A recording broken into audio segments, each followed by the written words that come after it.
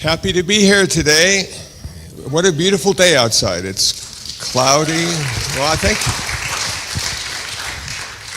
you. A little cool, and it's July. We're really lucking out so far this summer. I'm going to talk about two things. The first thing I'm going to talk about is present moment. And what the hell is that? And the second thing is meditation. So let's start off with, what is the present moment? I went online, I was reading a lot of stuff about it, and nobody really had a definitive answer for it. So I feel comfortable in sharing my answer. And I like to think of the present moment as being a film. And in that film you have frames.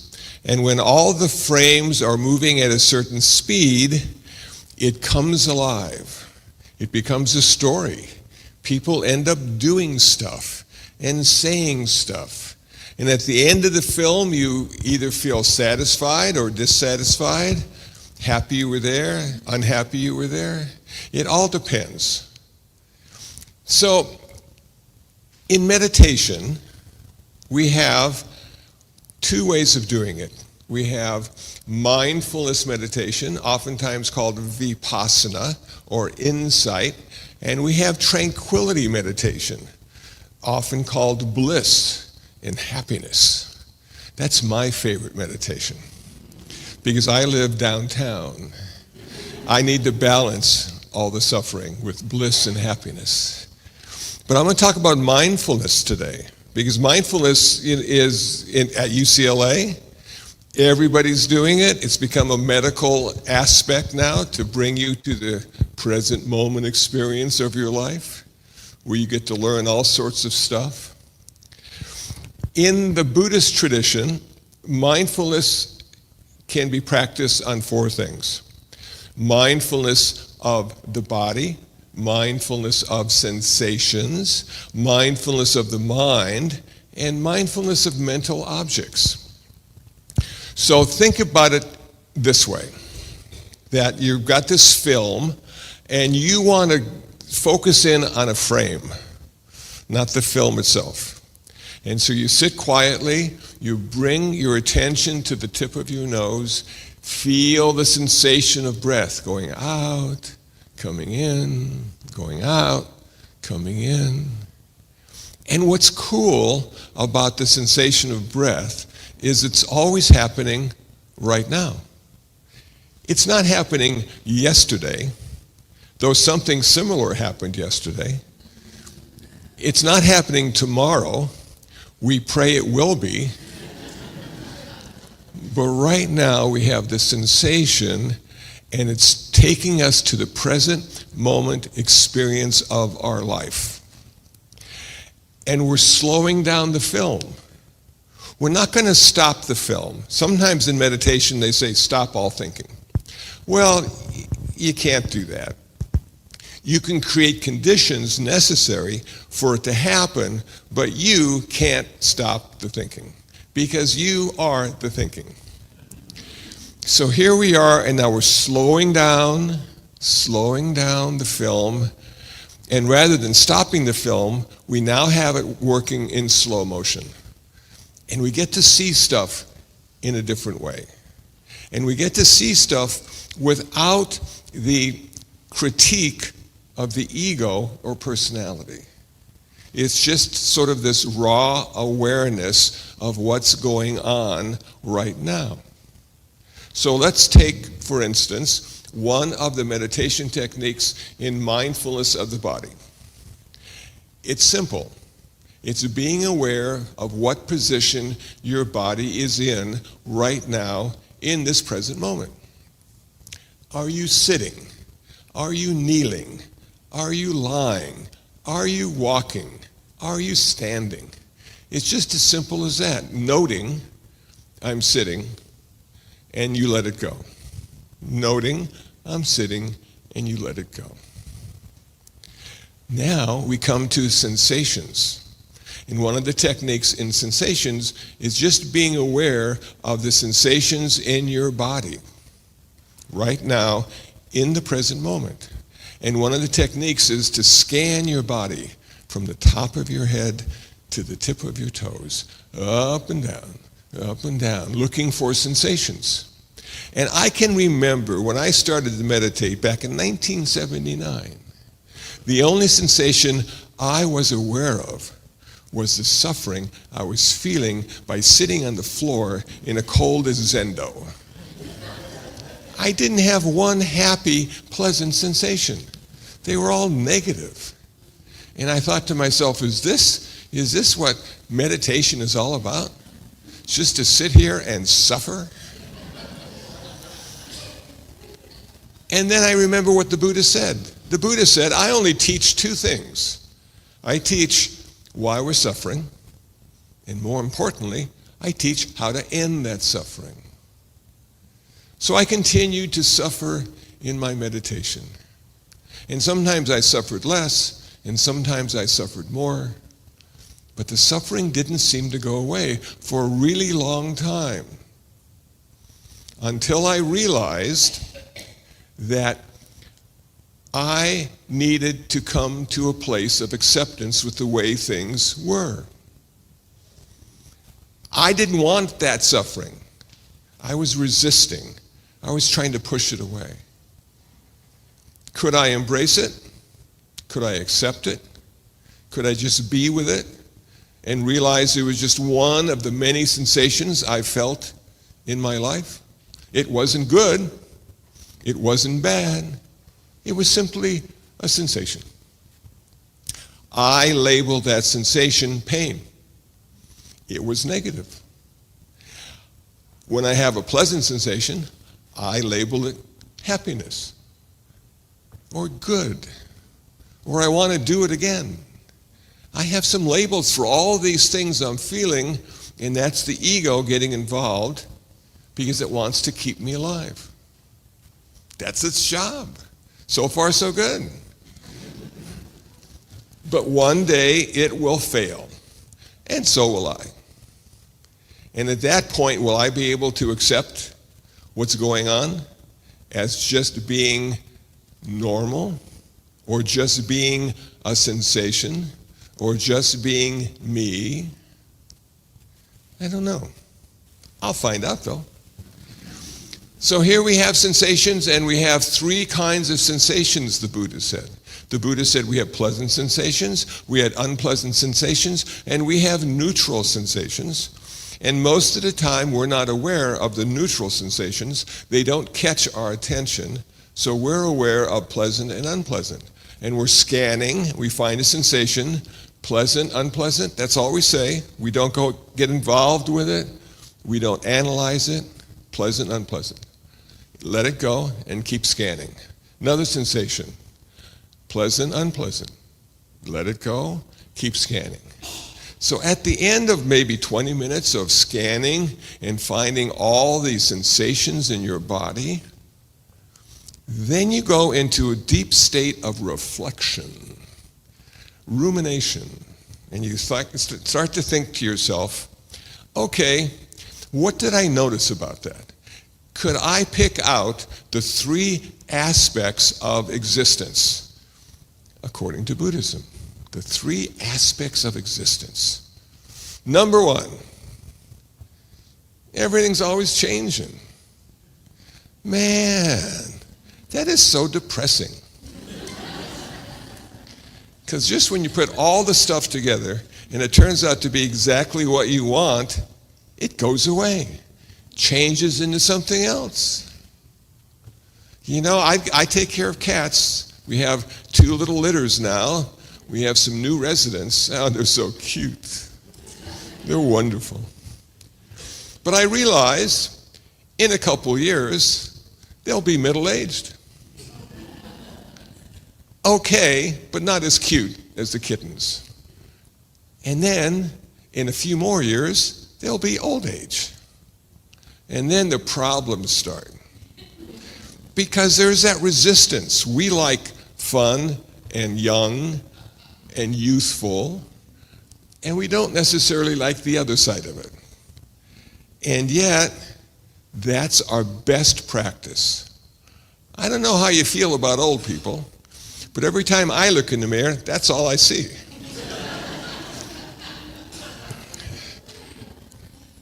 And I say to myself, I'm going to be kind to myself today because I'm old. And nobody else is going to be kind to me because I'm old. And every time I go to Vaughn's, it plays out exactly that way. So I see this impermanence as being good when bad stuff is going on, but bad when good stuff is going on. And the more I try to hold on and grasp and cling to the good stuff, I suffer. I suffer.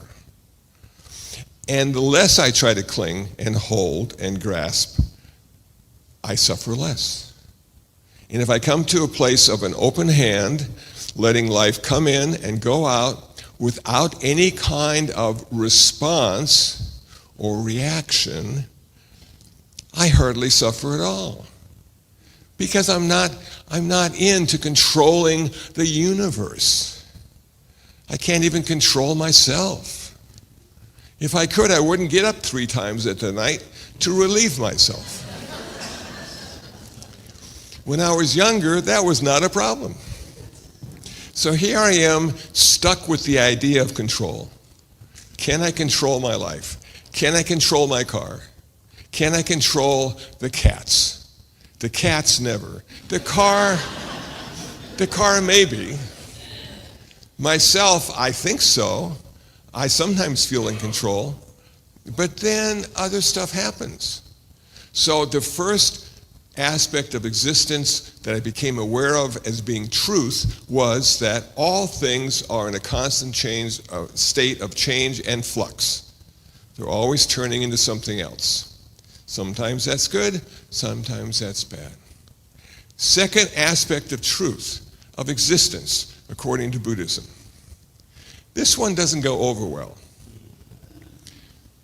It's always unsatisfactory. It's always flirting with suffering, dis-ease, and discontent. It's never the way it's supposed to be. And that causes me to suffer. And it started long, long ago when our ego arose from infinite space. You know, when we were first born, literally, there was no ego. We were connected to the universe in a very personal and intimate way. And then all of a sudden, we started to become aware of hand and foot and knee. We didn't have those words, but we did have the form. And then one day, something happened that changed our whole life forever. Mom showed up. We didn't know that Mom was not the universe, because the universe would take care of us when we felt uncomfortable. When we were hungry, it would feed us. The universe was just amazing. And then for some reason, the universe disappeared and Mom showed up. And now there were 2 of us in the entire world. Wow, how cool was that? And then this other person, Dad, showed up. And then we might have a sister or a brother, became aware of those. And we became further and further away from that connection with the universe. We started to become lonely, fearful, because we weren't being cradled by the ultimate reality. We had to separate from that so we could have a life, so we could prosper and exist. We needed to defend ourselves. We needed to define ourselves. And the more we learned, the less we felt connected. And then, for some reason, Mom decided to take us to kindergarten with a bunch of strangers. And we had to start to learn stuff, like little lines on a piece of paper that turned into words that turned into paragraphs, that turned into meaning. Kindergarten taught us how to hallucinate. It's true. Every time you read that sentence or paragraph, you're tripping out, man. You can see it. You can hear it. You can hear the people talking because of those lines on that piece of paper. You can see color. You can see good and bad. And you can see the final ending of the story. But then another story, and another story. And then eventually, we become the story.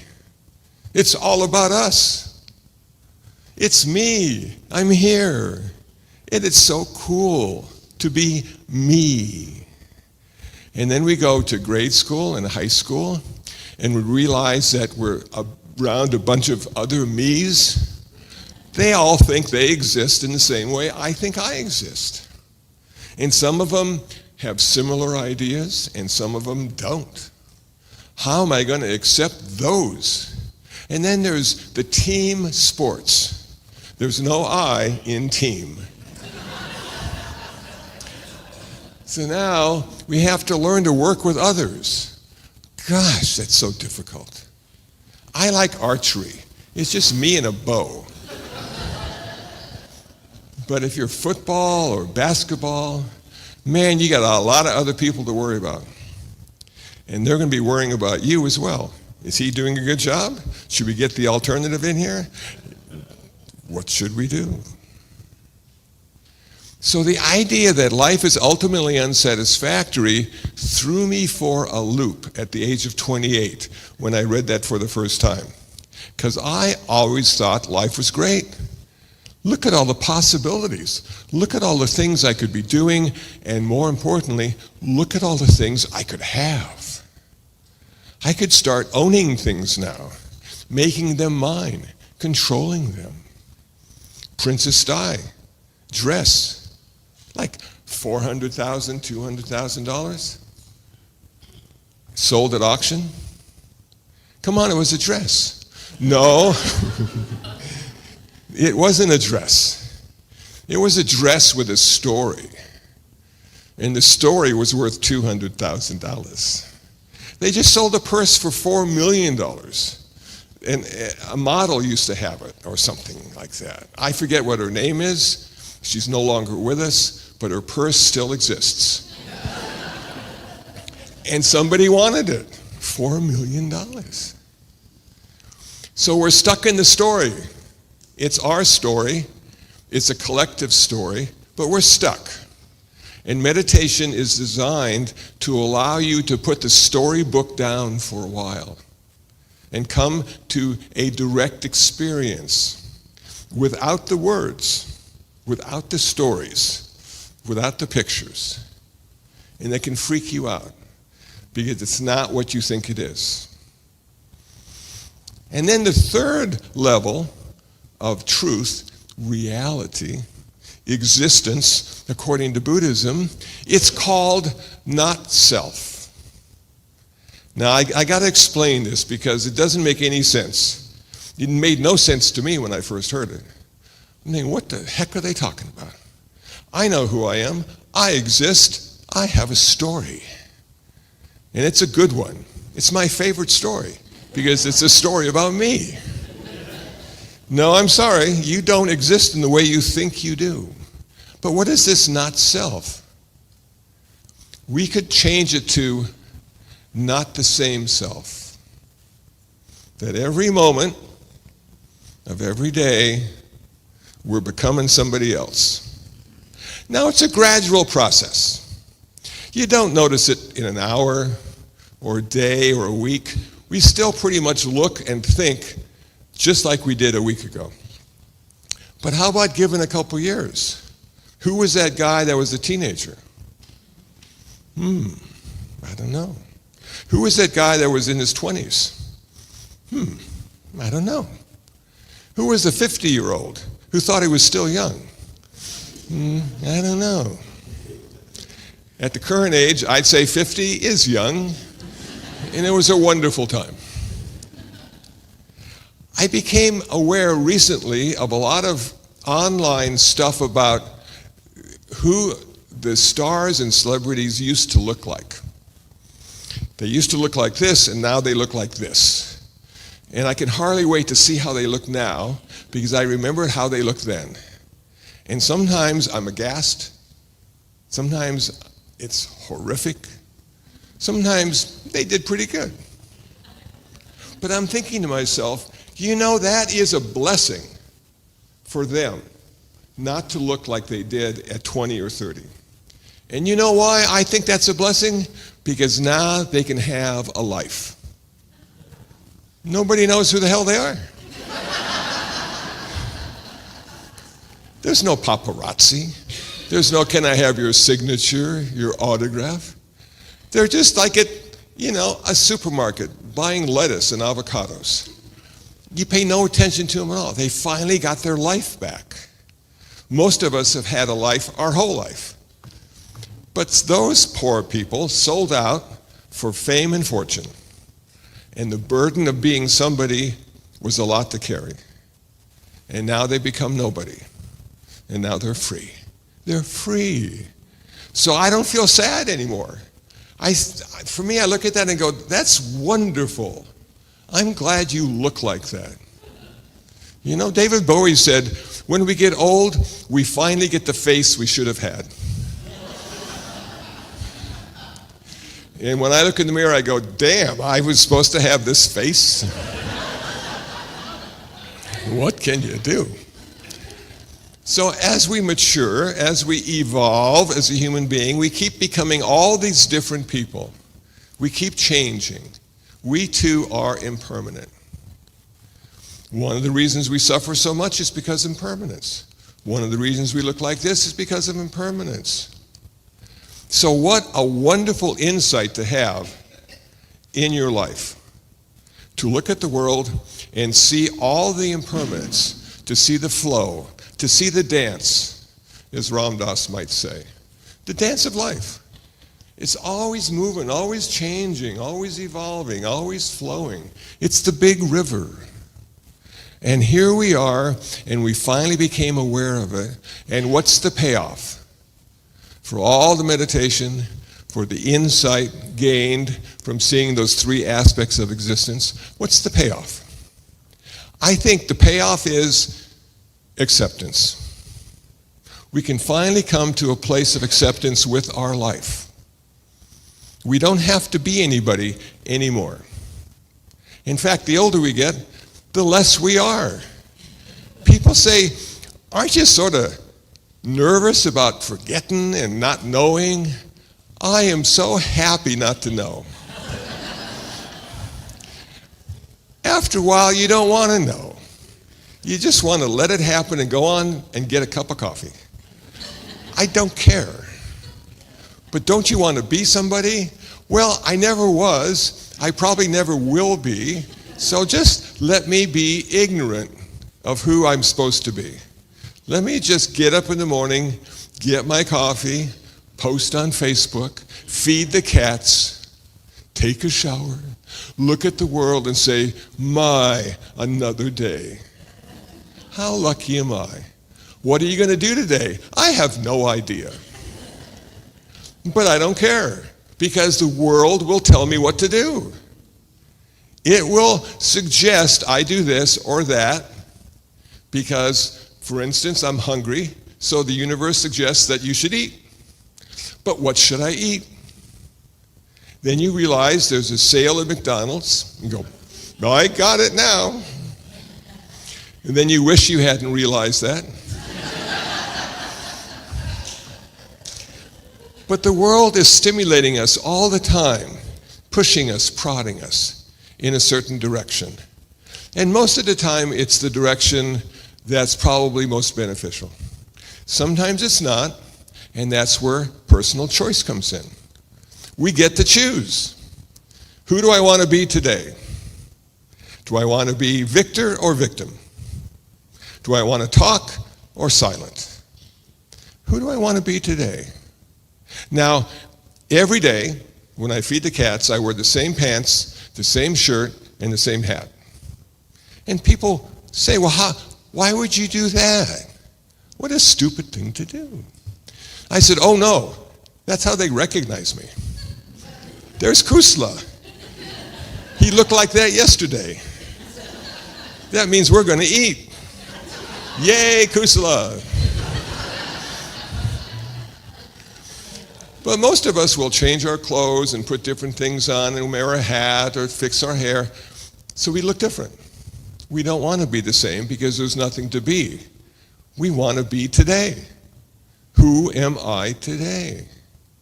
Not the same self I was yesterday. Who will I be tomorrow? I have no idea. Will I be better or worse? I have no idea. Don't you care? No, I don't. Because being better or worse is subjective.